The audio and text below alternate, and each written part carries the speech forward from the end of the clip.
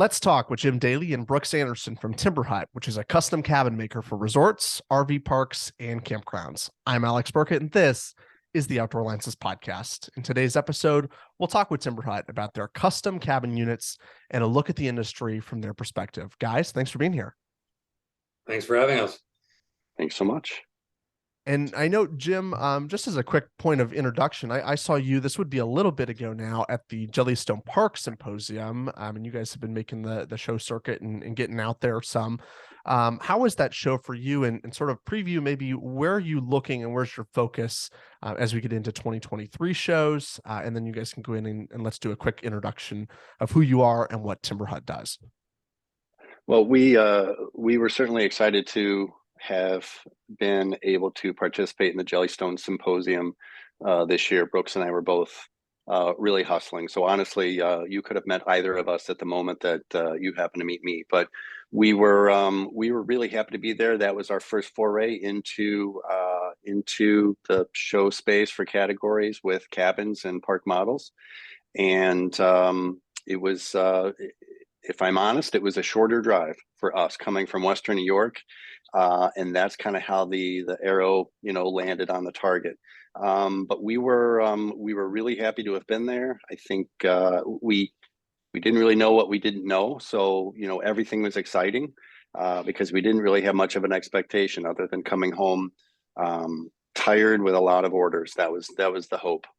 Definitely a lot of contacts. So we were definitely kind of looking at how that developed, what that experience was like, and how that developed in order to really kind of ascertain how we want to move forward with next year. And I think we had such a great time. We kind of want to shotgun it now and just hit anything we can.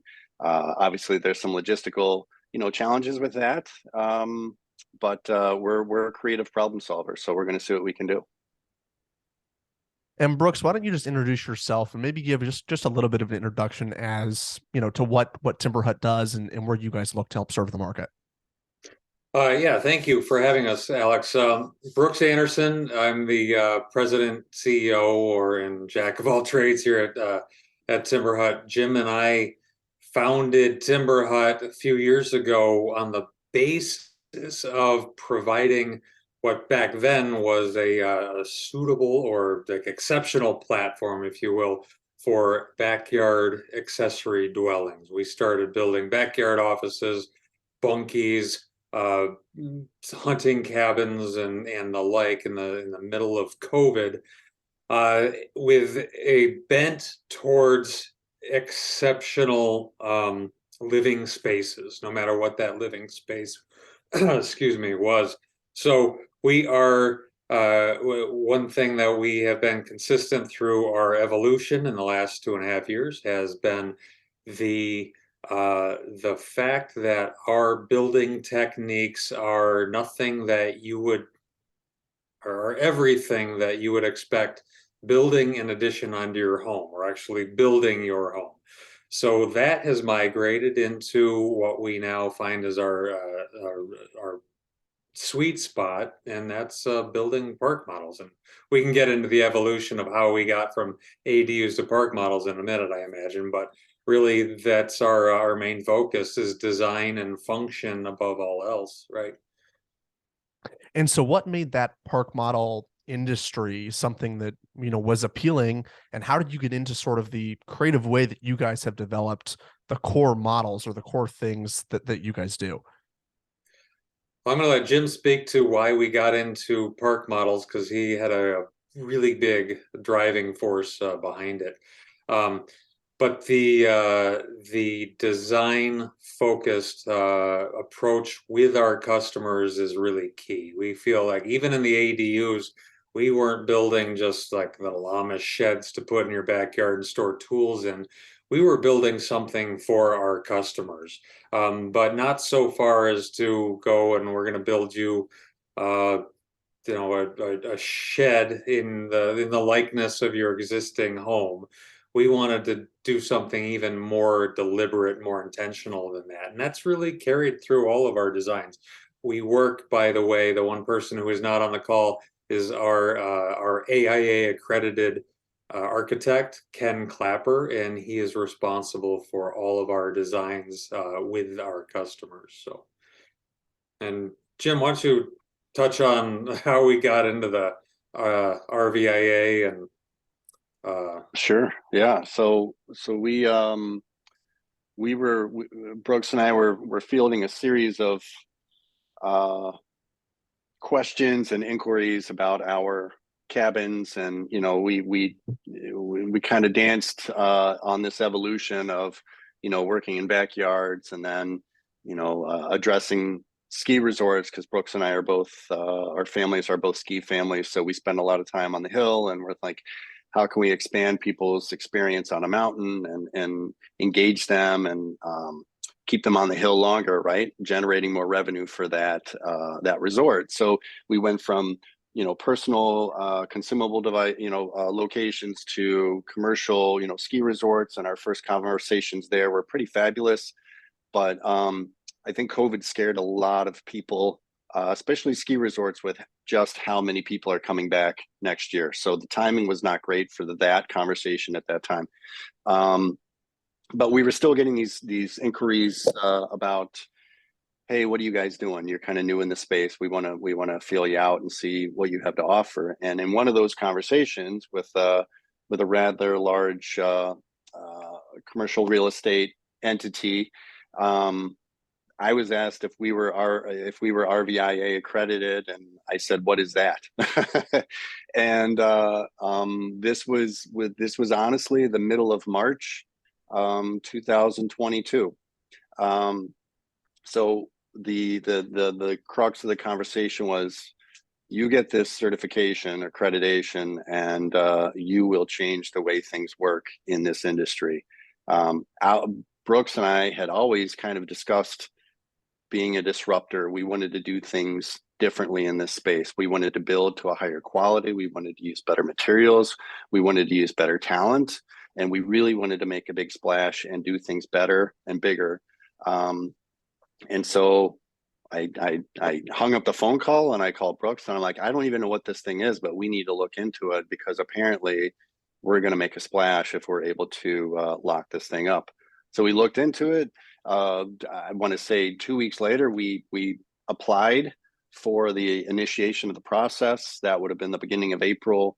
And with the team that we have, being as resourceful and as logical as they are, we were able to receive that RVIA accreditation on July 22nd with our first swing at the ball, which is, we're very proud of that. And from the folks at RVIA said that we should be extremely proud of that, because that's a pretty common or uncommon task for most of the applicants.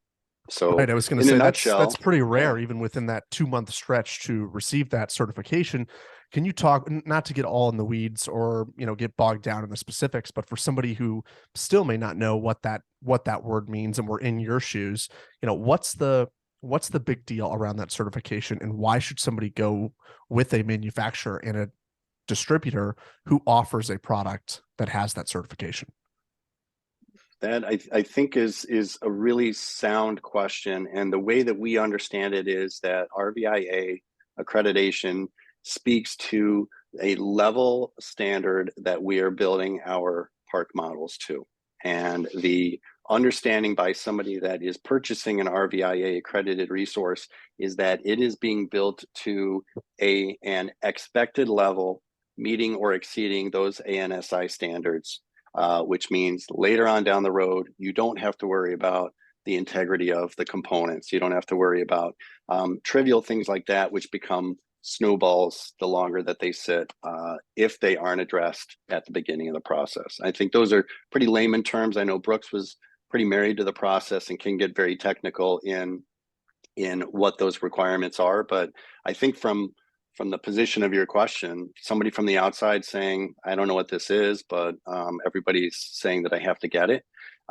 It's basically, it's a brand standard, meaning that what you're buying is not going to make you question what you're buying later on down the road.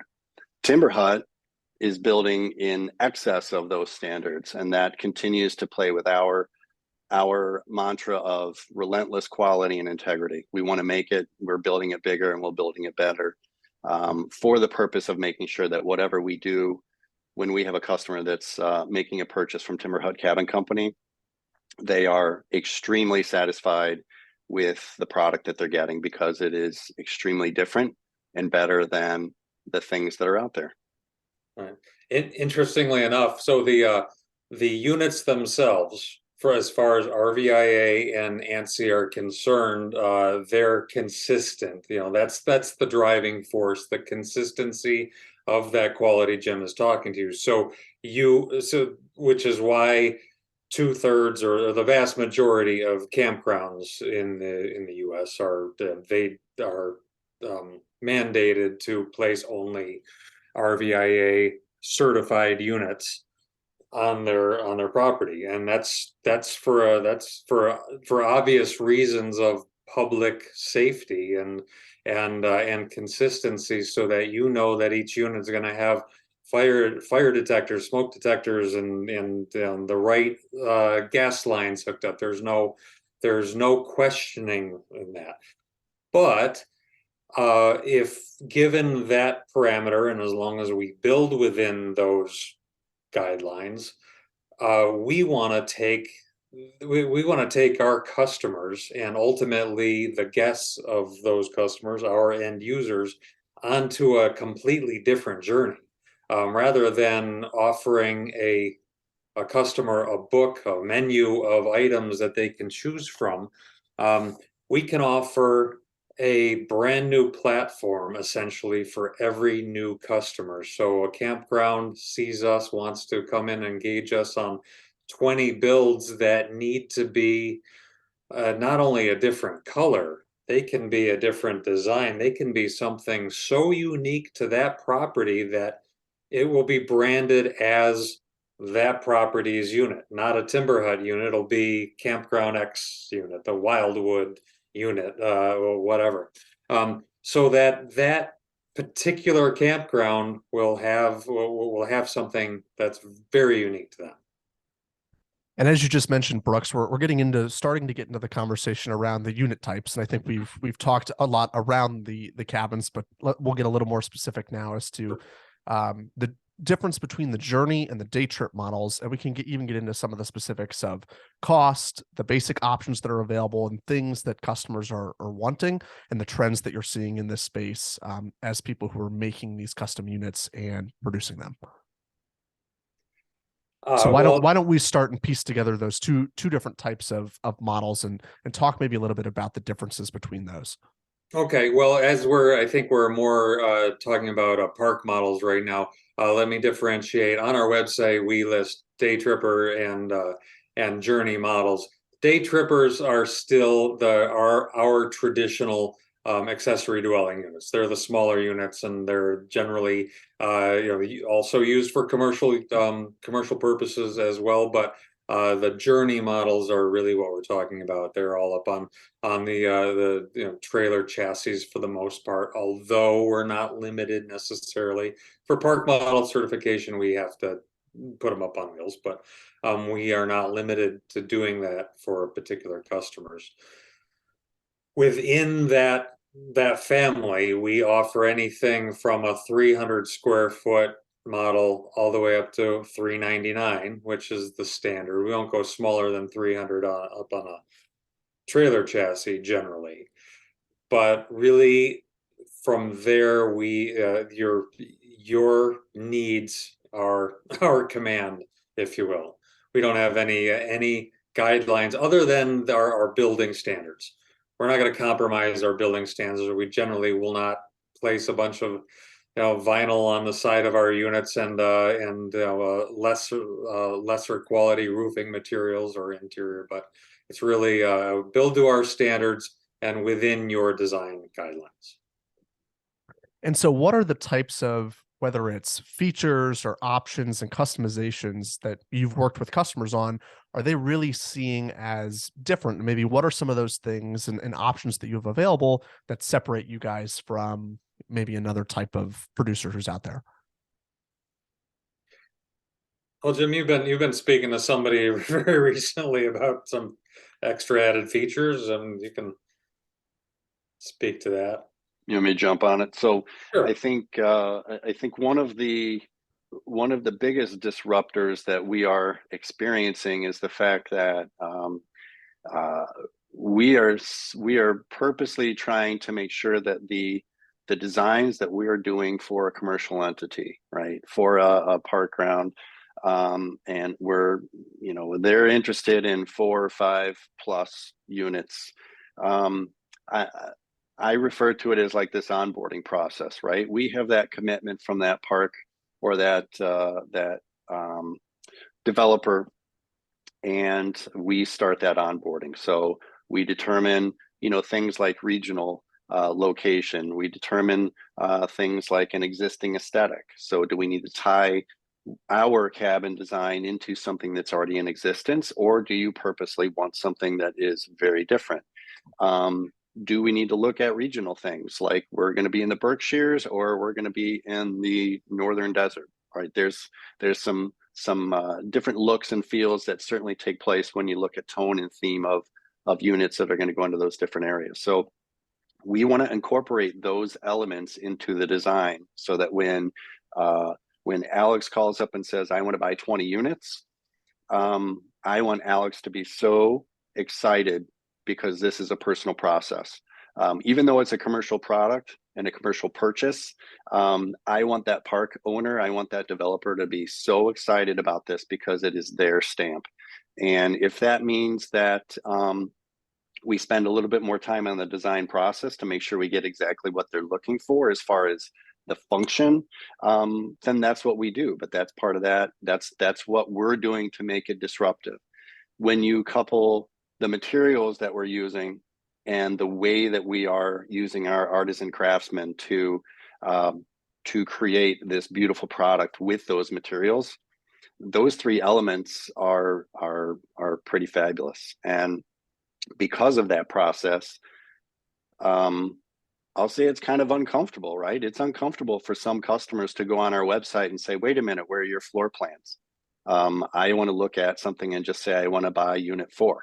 Um, we don't really operate in that manner because of everything I just explained, right? We want it to be personal. We want it to be something that's really um, inviting and alluring and exciting for that customer. So it's a different journey, and it involves a different process. And I think that's one of the things that really kind of separates us from some of the other vendors that are creating, you know, auxiliary dwellings as well as park models. I think it's a lot of it goes down to the process and our relentless quality and integrity.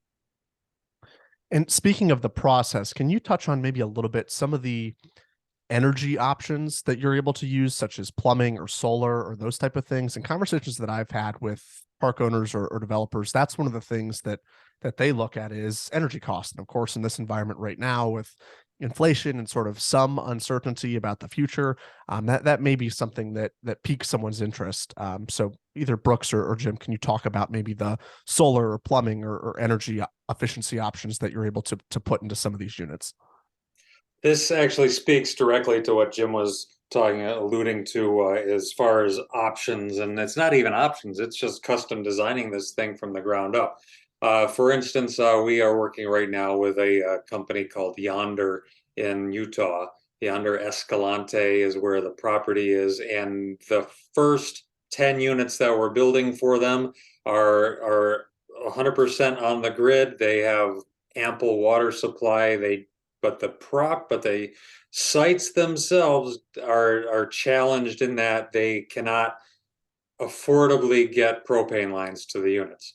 So they have plenty of power. So we took that power grid down to the lowest common denominator and built it back up so that we can install very large, higher capacity tanks like water tanks. I'm sorry, the hot water heater tanks on the exterior of the units, and we're doing that on site. We're doing this specifically for this customer, and we're doing it with a crew of people we're subcontracting with in Utah, and we're in Western New York right now. We're able to do that, and we're happy to do that. So that the second 10 units that they're getting are gonna be completely, they're gonna be the same looking, same style of unit, but these units have access to ample propane. So the heating, the water heating system becomes completely different.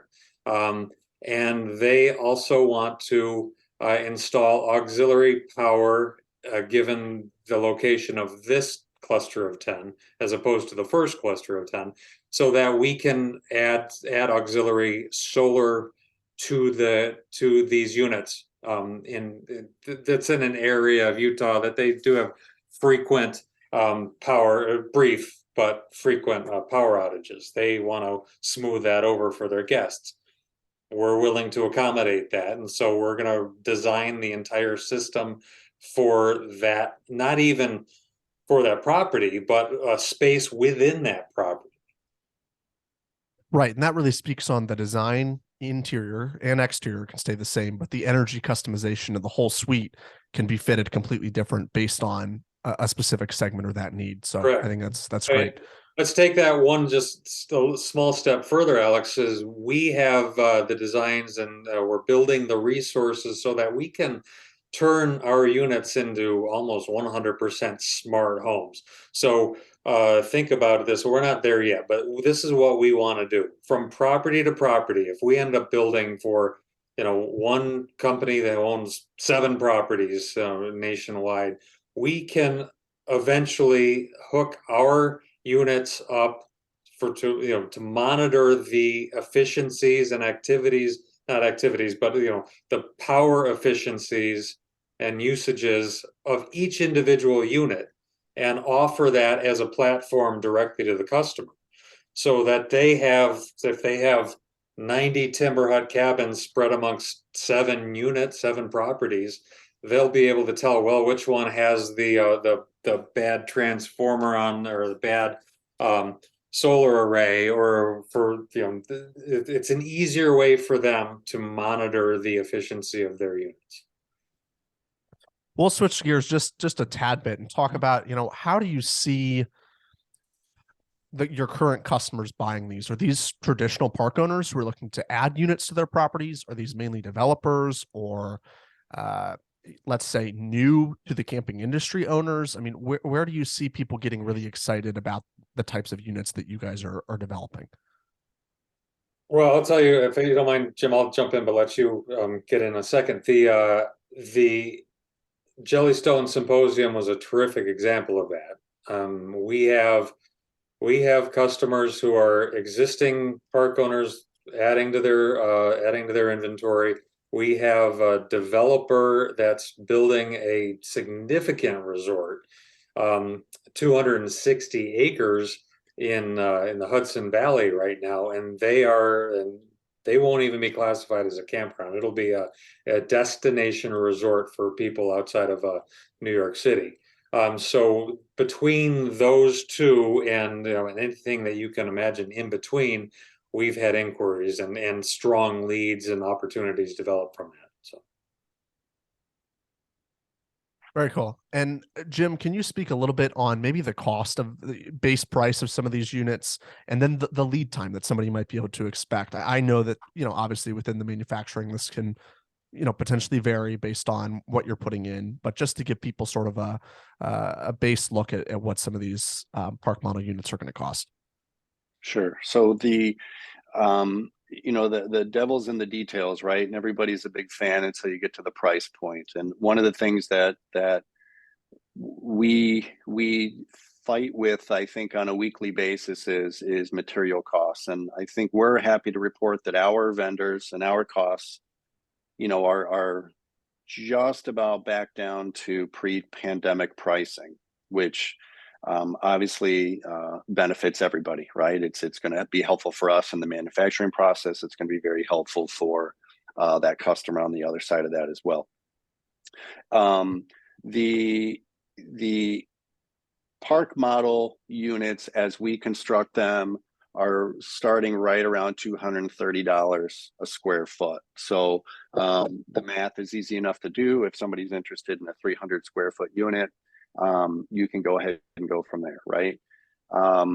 One of the when we have somebody that's interested and wants to engage in that further, when they look at the level of the quality of the materials that we are putting into these as the TimberHut base standard, it is significantly disruptively different from what you're going to find in other resources. So, you know, I keep underscoring this term disruptive, but we're trying to make a big positive impact, very, very differently from what else is out there.